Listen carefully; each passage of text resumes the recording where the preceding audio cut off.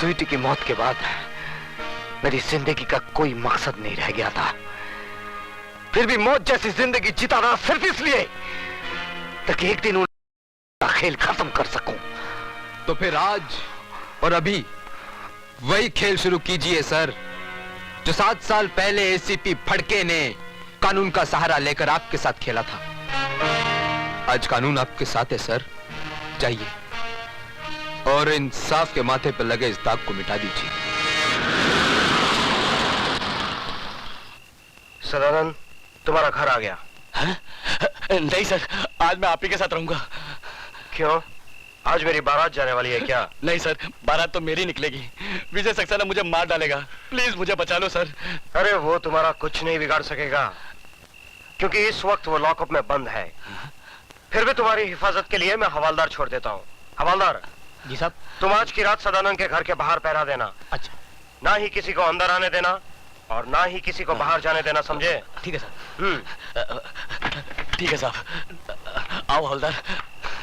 चलो ड्राइवर। आओ हवलदार, आओ आओ। यहाँ से जाना नहीं हवलदार। हाँ हाँ ठीक है, ठीक।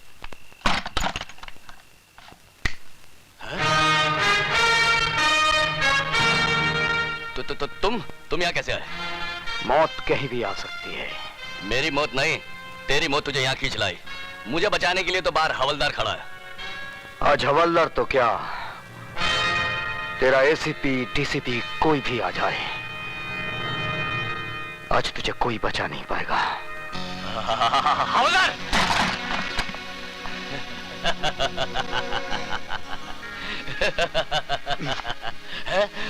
ये क्या कर रहे हो? चुप! चल अंदर, चल!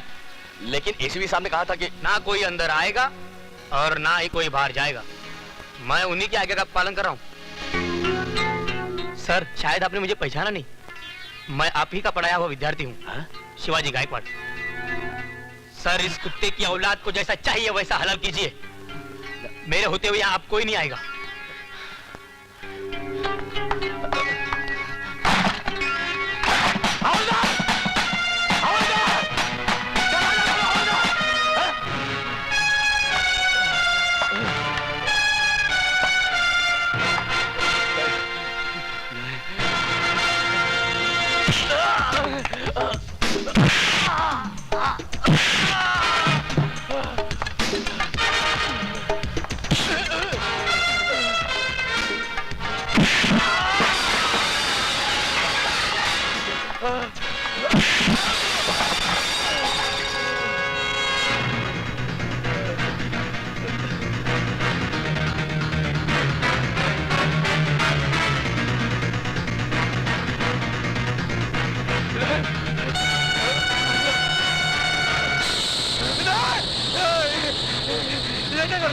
वही जो 7 साल पहले मुझे करना चाहिए था।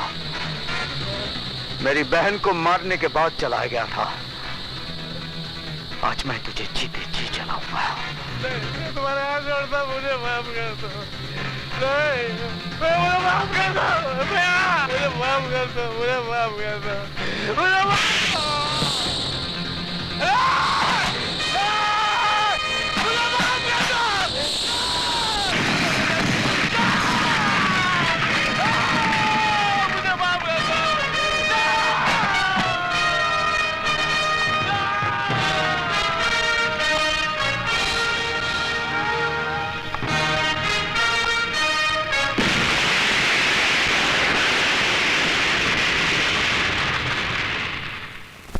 क्या? हाँ साहब, सदानंद के घर में आग लग गई और घर के साथ साथ सदानंद भी जल के राख हो गया साहब। ये आग लगी नहीं, लगाई गई है, और मैं अच्छी तरह से जानता हूं ये आग किसने लगाई है।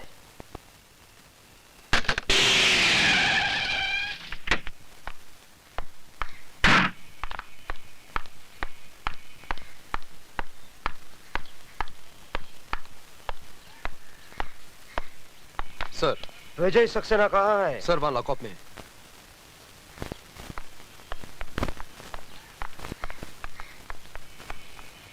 दरवाजा खोलो। बात क्या है सर? विजय सक्सेना लॉकअप में नहीं है। क्या? जी हाँ, उसने कैंटीन ओनर सदानंद का खून कर दिया है। सर लेकिन ये कैसे हो सकता है? अभी बताता हूँ, पहले तुम दरवाजा खोलो। चाबी दो।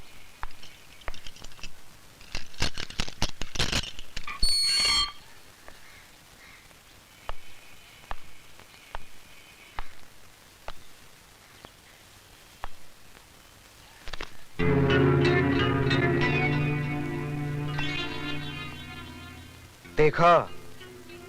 अब बताइए इंस्पेक्टर विशाल, कहाँ है आपके मिस्टर विजय सक्सेना?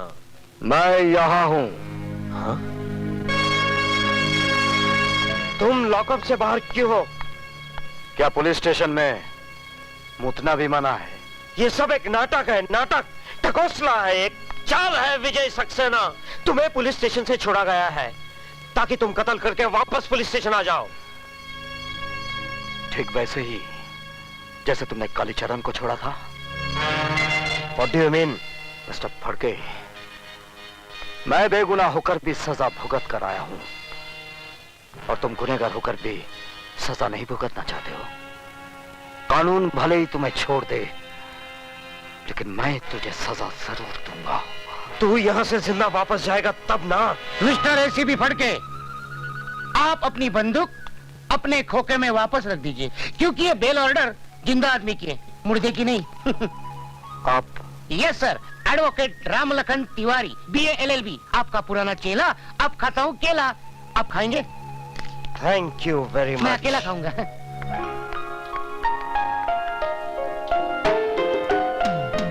सुधा, तुम? यस सर, इन्होंने आपकी जमानत दी थी। चलिए sir. Thank you Vishal. Sir अभी बहुत काम करने हैं। आप बार बार थैंक यू बोलोगे तो थक जाओगे। एक ही बार थैंक यू बोलना, क्यों विशाल? ठीक कहा।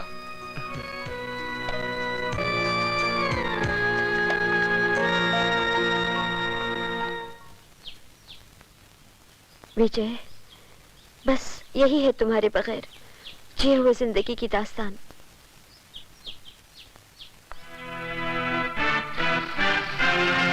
तुम फिक्र मत करो सुधा।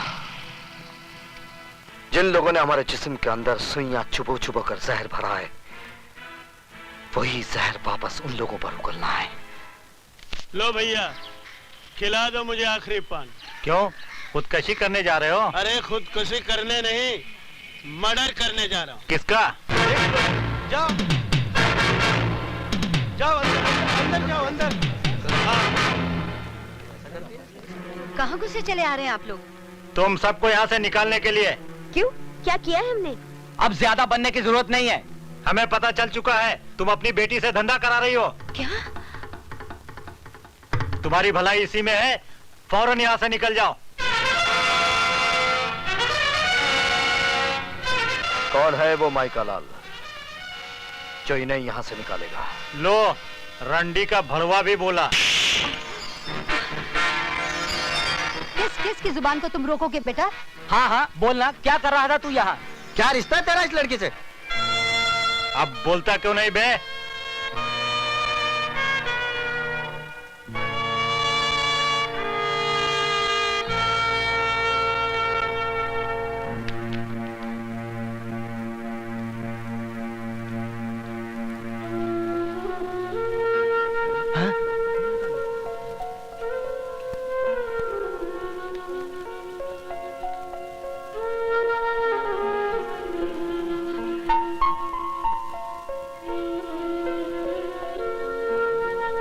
अब मुंह क्या देख रहे हो? दफा हो जाओ यहाँ से।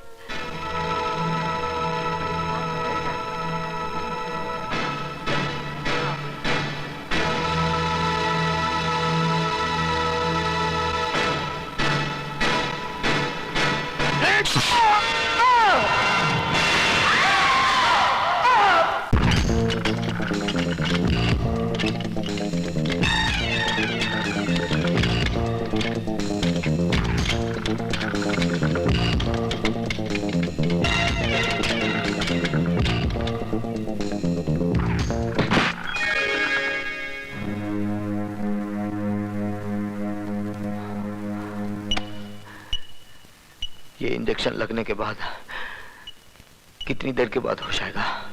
तकरीबन 3 घंटे बाद। और ये जख्म सीने में? सिर्फ 15 मिनट। फिर ये जख्म बगैर बेहोश के सियो, क्योंकि 2.25 घंटे में बहुत काम करना है मुझे। लेकिन सर, आपको दर्द बहुत होगा। अब तो दर्द सहने की आदत पड़ गई है। चलो अपना काम शुरू करो।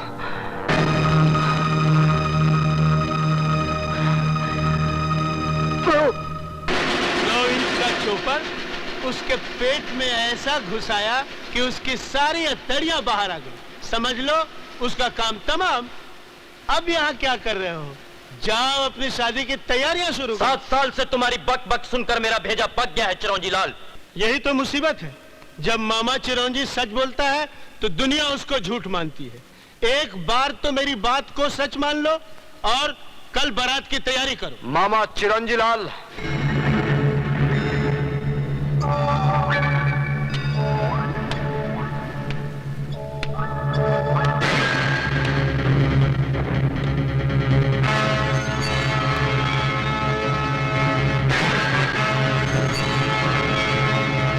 कल में बहुत वक्त है मामा चिरंजी लाल।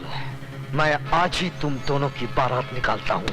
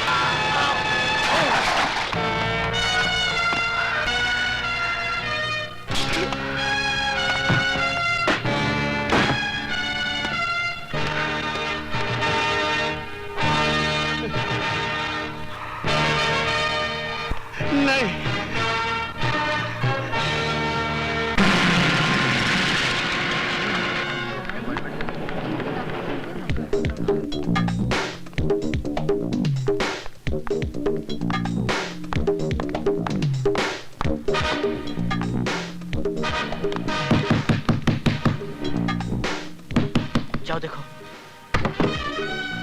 ये आप क्या कर रहे हैं? जानते नहीं अंदर ऑपरेशन चल रहा है? तुम्हें अकल देने की जरूरत नहीं।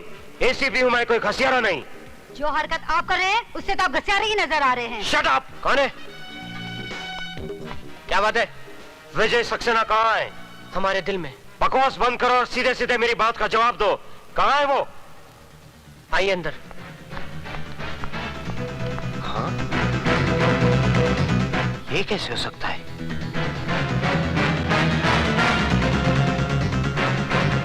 वो हमारे एक एक आदमी को मारता जा रहा है और तुम होके। तो क्या करूं? गिरफ्तार करने के लिए सबूत चाहिए नटवरलाल जी। 7 साल जेल में रहने के बाद वो सारे दांवपेच सीख गया है। कल का मामूली प्रोफेसर आज शेर बन गया है। तो तुम क्या चाहते हो? उस शेर के डर से मैं बकरी बन जाऊं और अपने बेटे को चूहा बना दूं? वक्त का तकाजा तो यही है कि कुछ दिनों के लिए आप कहीं आए जाए नहीं। मेरी मानिए तो मुझे भी अपने गांव जाने दीजिए और आप अपने गांव चले जाइए। सही कह रहे हैं खैरातीलाल जी। अपनी नसीहत अपने पास रखो फड़के। अगर मेरी बाई आंख फड़ गई ना तो मैं तुझे एसीपी की कुर्सी से उतारकर हवलदार की बेंच पर बैठा दूंगा, समझे? मैं तो आपके घर का कुत्ता हूँ, जहाँ चाहे बांध दीजिए। तो फिर जा किसी कोने में और दुम दबा के बैठ जा। नटवरलाल जी, ये विजय सक्सेना वही चक्रव्यूह रचा रहा है जो हमने 7 साल पहले रचाया था, अंधे कानून का।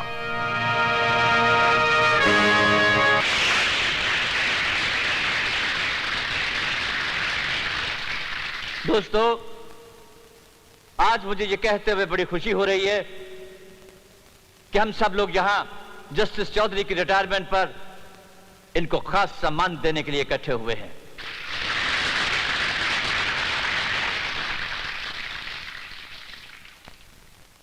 कहते हैं कि चांद में भी दाग होता है,